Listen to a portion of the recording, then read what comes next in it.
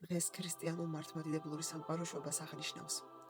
ეს დღე განსაკუთრებით მნიშვნელოვანი არ არის მხოლოდ მათთვის, ვინც მორწმუნეა, მადლიერი და უფალთან კავშირს არ კარგავს. ეს დღე ყველაზე მეტად მათ ეკუთვნით, ვისაც ახლა უჭერს, ვინც თავს სუსტად, მარტო, მიტოვებულად ან დამცირებულად გრძნობს, ვინც გადაღლილია პრობლემებით, ვინც გლოვობს და გულში ჩუმად კითხულობს, რატომ ატანინებს უფალი ადამიანს ამდენ ტკივილს ან ცოდვით სავსე დედამიწაზე. თქვენთვის მინდა ვთქვა ერთი რამ. დედამიწა მართლაც არის სიყვარულის დეფიციტის ადგილი და ეს შემთხვევით არ მომხდარა. უფალმა ტყუილად არ დაუშვა, რომ ჩვენ აქ გავჩენილიყავით და გადაგვეტანა ენით აღუწერელი ტკივილები და ემოციური სირთულეები. თუ თვალსაწყიერს ოდნავ გავაფართოვებთ და მთლიან სურათს, სრულ ფაზლს უფრო ღრმა პერსპექტივიდან შევხედავთ, დავინახავთ, ადამიანი ყველაზე მეტად სწორედ იქ სწავლობს დაფასებას, სადაც რაღაც კონკრეტული აკლია. დედამიწა სიყვარულის დეფიციტით სავსე ადგილია, ხოლო სიყვარული თავად უფალია. სწორედ აქ ვსწავლობთ, რას ნიშნავს ნამდვილი მადლიერება და ნამდვილი სიყვარული.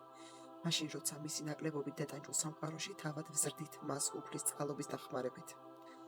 თუ გქონია, რომ სიცოცხლე ეს პირველი და უკანასკნელია, ეს გზა შეიძლება გაუგებარი ჩანდეს შენთვის, მაგრამ თუ დაუშვებ, რომ სიცოცხლე ამით არ სრულდება, უბრალოდ დაფიქრდი, რამდენად დიდი სიყვარულის მიღება და გაცემა შეგიძლია იმ წყაროდან, რომელმაც ერთ დღეს გადაწყვეტა ბეთლემში თავმდაბლურად დაბადებულიყო, თავმდაბლურად ეცხოვრა, ადამიანის სიყვარულით მომკვდარიყო და შემდეგ აღდგომით ეთქვე ჩვენთვის.